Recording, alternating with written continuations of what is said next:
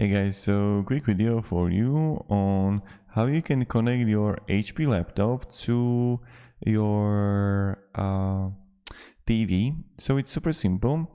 The probably most important thing you need to have is that you need to go to your TV and look if it got HDMI port.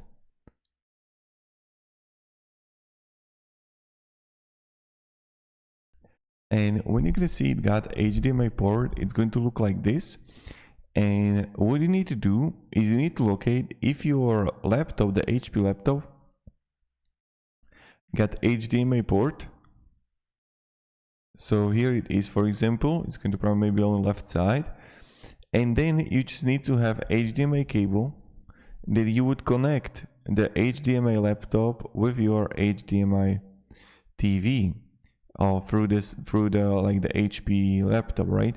But what can happen is that your HP laptop is not going to have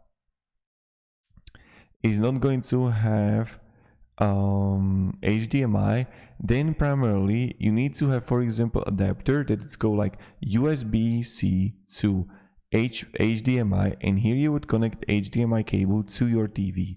Or let's say you have only VGA to HDMI, so you would connect something like this, for example, VGA adapter.